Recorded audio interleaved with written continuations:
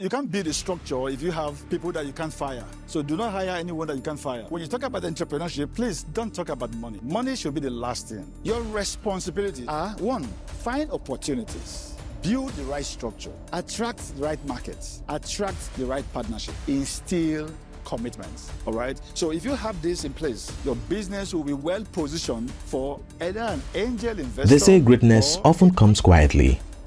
It doesn't always announce itself with fanfare or wealth. Sometimes it starts with a boy who wakes up every day to help his mother hawk bread on the streets. A boy who doesn't yet know that those works under the scorching sun are building the endurance he will need to one day build an empire. This is the story of one such boy, a young man who rose from the dust of humble beginnings to become one of Nigeria's most respected entrepreneurs in the world of technology. A man whose name today is synonymous with integrity, innovation, and the power of vision. This is the story of Nnamdi Ezeigbo, the man behind Slot Systems Limited and one of the pivotal figures who transformed how millions of Nigerians use technology. But before the fame, before the accolades, and before the empire, came a season of struggle, a season of uncertainty, and a long walk through the unknown. This is his story.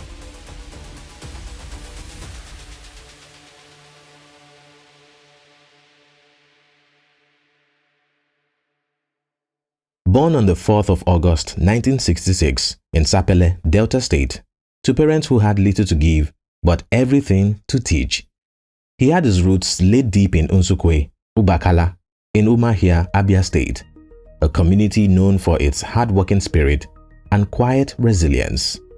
Growing up, Nnamdi was not surrounded by wealth or privilege. He was raised in the kind of environment that tests your will early in life, the kind that forces you to understand responsibility long before you can spell the word. His mother hawked bread to support the family, and young Nnamdi often walked beside her after school, calling out to customers and learning, unknowingly, the earliest lessons of business, patience, humility, and the art of persuasion. Those childhood years were ordinary, yet formative. He attended Pamo Primary School in Sapele, where he quickly stood out as a curious and determined child. Later, he moved on to Ogini Grammar School and Ogbarefe in Delta State between the years 1979 to 1984. Life was modest, but he had big dreams. He wanted to build, to create, to leave a mark that outlived him. But like many Nigerian youths of his time, the journey ahead was foggy. He didn't have a family fortune waiting for him. All he had was curiosity and an unbreaking will to learn. So it was more of survivor instinct, right? And so because I didn't have any uncle who could help me get a job, of course, you know, if you don't have connection, you should have competence. So I didn't have connection, so the only option was to acquire competence. After secondary school, he got admitted into Yaba College of Technology, where he studied electrical and electronics engineering and got a higher national diploma, HND.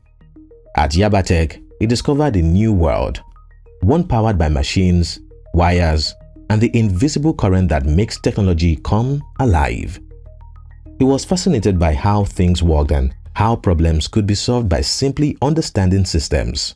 He worked hard, graduated, and continued his quest for knowledge. He would go on to earn a bachelor's degree in computer and electronics engineering from Lagos State University between the years 1996 to 2001 and graduated with a second-class upper result. He later acquired a master's degree in information technology at the Ladoke Akintola University, Ogbomoso, in the year 2008-2009. When he completed his national youth service after serving at Guinness Nigeria PLC in 1996, he, like many graduates of his time, faced the harsh reality of Nigeria's job market. Jobs were scarce. The economy was tough. But rather than wallow in frustration, he decided to take matters into his own hands. He began searching for a place to learn something practical, something that would allow him to create value, even if no one gave him a job. he found a small computer repair shop in Lagos and asked to learn. So I needed to work as an apprentice without salary. So I spent 6 months, and those periods were very, very significant in my journey. So I acquired the skill. I became very good because I was, 6 months into his job, he decided to move on from his employer because they had different values. His boss was more concerned about making money than building great customer relationships, and even went as far as ripping off an ignorant customer once by selling a cooling fan for 30,000 naira instead of the right 3,000 naira price. Nnamdi examined his stance and decided he couldn't work with a person who didn't care about his customers, and so decided to move on to start a computer repair shop of his. Out on his own, he found a friend who owned a small bookstore in Ikeja. The friend allowed him to use a tiny corner of the shop for 25,000 naira to start repairing computers. So I had to squat with a friend who had a small bookshop around the neighborhood. All right, so I asked this guy to allow me, share his business space. And the guy said, "Oh, no problem. You will pay me 25,000 naira a year." His friend had allowed him to pay the fee whenever he got the money. If you're enjoying this documentary, please take a moment to like, comment, and subscribe. Your support enables us to continue sharing compelling stories like this one. Now, let's get back to the story.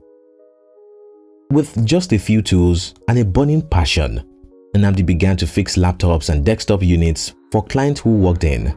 With time, his customer base grew, largely because of his honesty and the premium he placed on customer service. He didn't just repair computers, he went as far as cleaning it as well after repair. He made every customer feel comfortable and happy, and this triggered a growth in his business. He explained problems to customers, charged fairly, and delivered on time.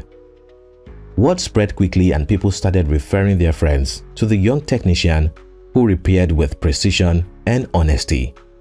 One day, an old customer whom he knew from his days as an apprentice came to his little shop to see him.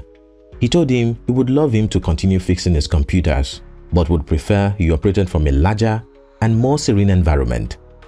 One of my customers then, who was so impressed about my service and all that, came around one day and said, "This place is too small for you. All right, I need you to get a bigger space." And I told him, I said, "Yes, I know, but I don't have that money." He said, "Oh, I will support you." To help him out, the customer brought some printers for Nnamdi to sell, from which he used the proceeds to set up a new shop for himself. The rent was 180,000 naira, a huge sum at the time. He took the risk and moved in, and what began as a small corner in a bookstore slowly transformed into something bigger. A vision taking shape brick by brick. From his new store, he began to sell computers, and as his business grew, a lot of customers started to both demand for slot stores in areas close to their vicinity and to ask if they sold mobile phones.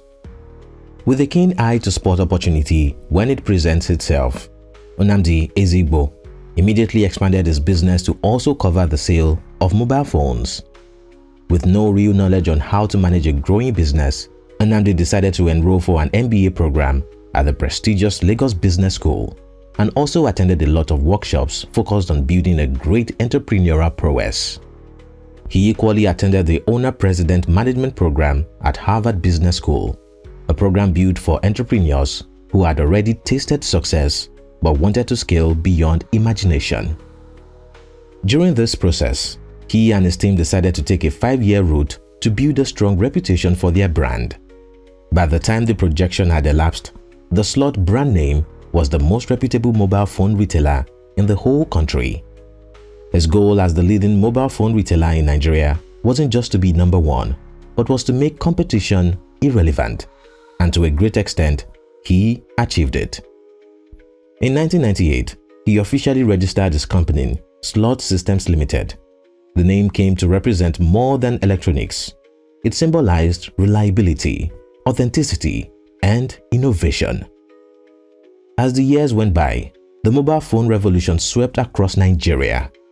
Global brands flooded the market, but most Nigerians couldn't afford the premium models. The market was dominated by fakes and refurbished products, and customers had no idea what they were buying. Nnamdi saw this chaos as an opportunity. He realized that Nigerians didn't just need phones, they needed trust. So he built Slot as a brand that promised genuine devices, transparent pricing, and after-sales service. And I think the trust part of it was what really changed the game for me, because few people were really concerned about trust. So it was more about how much money did you make. So I think it's going to be very wonderful if you bring in the trust element into whatever you do. All right, consumers want to trust you. The rise of telecommunication networks created many opportunities in the Nigerian market. Their poor services caused many Nigerians to purchase more than one mobile phone, so they could try a different network when the other was bad. Nnamdi realized this problem early on and approached Nokia in a bid to convince them to manufacture dual SIM phones for Nigerians, so they would carry only one mobile phone at a time instead of two. They refused to listen because seeing people carry more of their phones meant more phone sales for them. Then came the partnership that changed the landscape of mobile technology in Nigeria: the introduction of Tecno and Infinix phones. Through his retail network and local insight, Nnamdi partnered with the Chinese company Transsion Holdings and helped their brands penetrate the Nigerian market. He understood the needs of the ordinary Nigerian consumer. They wanted affordable, reliable, dual SIM phones that could adapt to their lifestyle. Through Slot's distribution network, he brought that vision to life, helping millions of Nigerians transition from analog to digital. While global corporations built the phones, it was this insight and local strategy that made them household names in Nigeria. But success, as always, comes with its storms. When Nnamdi and his team introduced the dual SIM phones, what seemed like a revolutionary idea soon turned into a costly mistake. They had failed to test the product with the market before launching it fully, and that oversight came back to haunt them. Soon after the launch, customers began to complain that the two SIM cards could not function simultaneously. The entire idea of a dual SIM phone was defeated, and consumers began returning the devices in large numbers. So we had this partnership with the Chinese guys and say, you know what, we need to bring in dual SIM phone into Nigeria. And so we brought in this product, about 5,000 units. We didn't allow the consumers to test it, to use it and give us their own feedback.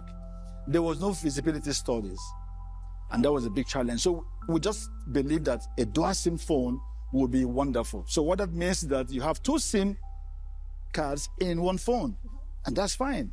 But that wasn't the point. All right? So we discovered that these phones were not working simultaneously. You have to switch off one to use the other one, and that defeated the aim. All right? So consumers were bringing back the phone. The loss was massive. But instead of letting it define him, Nnamdi and his team went back to the drawing board. They took time to figure out how to make both SIMs work seamlessly in one phone. And when they finally cracked it, they decided not to repeat their earlier mistake. So we had to go back to the drawing board. All right? So we had to come up with a phone that has two SIM cards that could work simultaneously. And that was how we were able to solve that problem. They handed the improved version to 20 people to test and provide feedback before its official release. And that was what we did with the second edition. So we allowed consumers, about 20 people, to use it, all right? And then we got all their feedbacks and we were able to make those corrections and we got it right. That small change in approach marked a turning point in how Nnamdi handled innovation. Testing, feedback, and refinement became part of his company's process. Emboldened by their improved model, Slot continued to experiment with new ideas. One of those ideas was the introduction of screen insurance for customers. The plan was simple. If a customer's phone screen cracked within a year of purchase, they could return it for a replacement. It was a bold and seemingly customer-friendly move, but it backfired terribly. What Nnamdi failed to factor in was the cultural mindset of his market. People quickly became careless with their devices, knowing they could easily get a replacement. In a single week, Slot could sell 5,000 phones and get nearly 4,000 returns. After 8 months of watching profits erode and operations become chaotic, Nnamdi made the tough decision to end the program. The fact that the screen is insured, the guys were now careless. All right, after all, the screen is insured. The guy will even try the phone and see if the screen will break. So we're selling like 5,000 services in a week, but we're getting like 6,000 return. It was crazy, all right? And then we struggled for 8 months. People were happy about the services, but we were bleeding. And it got to a point we had to take the tough decisions. The experience taught him one of the most valuable business lessons, that no matter how brilliant a strategy may seem, it will fail if it does not align with the culture and behavior of the people it serves. The road was not getting any smoother as Slot expanded. Nnamdi sought to replicate the success of international brands by introducing a franchise system. It seemed like the next logical step for growth, but it opened a new set of challenges. One of the franchisees whom he had trusted with the store suddenly rebranded it under his own name and ran to court to secure an injunction that prevented Slot from reclaiming it. It was a shocking betrayal that could have shattered the brand's credibility. Unable to reverse the legal situation, Nnamdi chose to fight differently. He opened another Slot store close to the disputed one. With time, his new store outperformed the other through superior service, reliability, and customer trust. Eventually, the competitor could no longer keep up and sold his outlet to Konga. From that incident, Nnamdi learned the importance of airtight legal structures and went on to hire more competent lawyers to prevent such occurrences in the future. We came up with the franchise business. We look at what happens abroad and how franchise business has been managed. And we came up with similar contracts, similar agreements. Until one day we just woke up, a guy just removed the Slot name and put his own name. Since the lock room protect us, because of the, like I said, the agreements, we had to do something else. We had to set up Slot stores close to those stores, and with our customer service and the things we were doing, he couldn't cope. Yet, even as Slot grew, internal weaknesses began to surface. The company lacked proper structure, and it took hiring a consulting firm for Nnamdi to truly see the cracks. The consultant spent a month studying the business and discovered that one of its biggest problems came from within. He had employed several family members and relatives who lacked the competence required for their roles. You can't build a structure if you have people that you can't fire. So do not hire anyone that you can't fire. It was a painful realization because he was hiring people he couldn't fire. We were able to discover this challenge, and so we hired a consulting company to come in and help us look at our business because things were going upside down. And so this consulting company came around and they said, you know what, you have a lot to do. So they worked with us for 1 month and helped us set up our structure. Confronting this truth wasn't easy, but he chose honesty over sentiment. He sat his relatives down and explained that the survival of the business depended on merit, not family ties. Gradually, they understood, and that marked the beginning of Slot's structural transformation into a more professional and efficient organization. Beyond internal challenges, the Nigerian market itself was a battlefield. Competitors copied Slot's model, and some went as far as spreading false rumors to tarnish its reputation. Others launched stores with striking similar names like G-Slot, E-Slot, and many more in an attempt to confuse customers. People wake up and just paint their stores red and white and then look for names that are close to the Slot name. We've seen G-Slot. We've seen E-Slot. Fortunately, because Slot had taken the step to register its business name early on, Nnamdi's team was able to pursue legal action and shut down those imitations. But not every challenge could be solved in court. Some came from choosing store locations where populations were high but purchasing power was low, leading to underperformance in those areas. Every decision was a lesson, every mistake a teacher, and every setback a stepping stone towards mastery. In business, generally, there are mistakes you make by way of decisions or whatever it is. We're not God, so you are bound to make mistakes. But the point is, how do you learn from the story? By the late 2000s and early 2010s, Slot had evolved from a struggling electronics shop into one of Nigeria's largest and most trusted mobile retail chains. With over 60 outlets across the country and thousands of employees, the company had not just survived the storms, it had learned to sail through them. Have you been thinking about investing in Nigerian real estate? But you're scared. Scared of sending money home and seeing nothing. Scared of buying a house and wondering who will manage it. Scared of being left alone after the purchase. That's why Z Realty was built. With Z Realty, every property you buy comes with full management. You're not just buying a house, you are buying a system that works. Z Realty help you find credible, income-generating properties, and everything is fully managed for you. From houses for short lets to farms for agriculture. From listings and bookings to cleaning and maintenance. Each month, your returns are sent straight to you. No stress, no chasing anyone. You buy it, we manage it. You earn every month. Even if you are abroad, this changes everything. Own from anywhere, earn from home with Z Realty. Thank you Z Realty for sponsoring this video.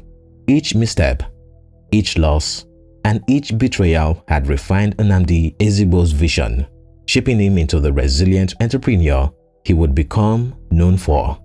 Alongside business growth came personal growth. Nnamdi was not just building a company, he was building a philosophy, one centered on empowerment and sustainability. He often said that Nigeria doesn't lack talent, it lacks opportunity. That belief led him to establish the Ezeigbo Slot Foundation and Slot Academy, a vocational training institute designed to teach young Nigerians the skills they need to thrive in the technology sector.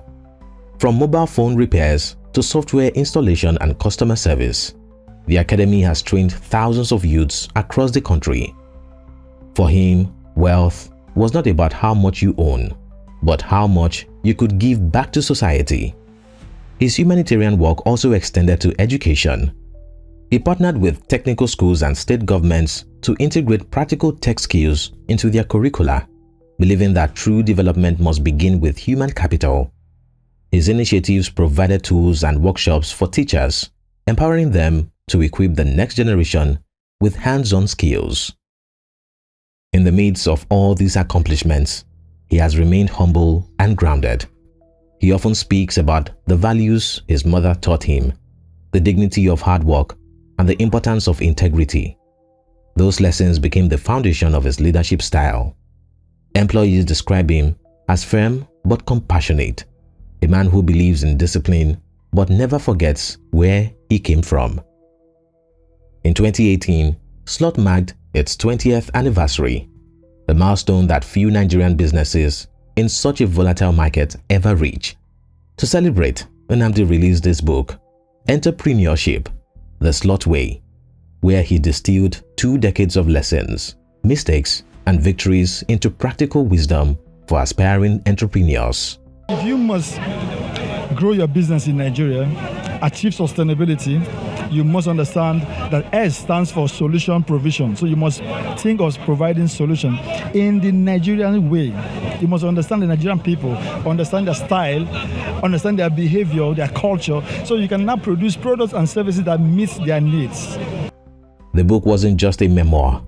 It was a blueprint for survival in a tough business environment. He wrote candidly about rejection, resilience, and the mindset required to turn setbacks into stepping stones. His story began to attract global recognition.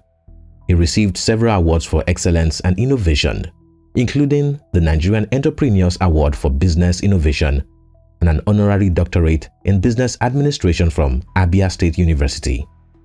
He was also recognized by the Nigerian Society of Engineers for his contributions to the technology industry. Each award carried with it a story of perseverance, a reminder of how far he had come from the boy who once helped his mother sell bread in the streets of Sapele. Despite all these accolades, Nnamdi continues to emphasize that the journey is far from over. He often describes entrepreneurship as a lifelong classroom, one where failure teaches faster than success. He reminds young entrepreneurs that passion without structure is chaos, and that success without humility is a trap. In his speeches, it dismantles the illusion of overnight success, revealing that what most people see as luck is usually the result of years of silent persistence. Today, Slot stands as more than a brand.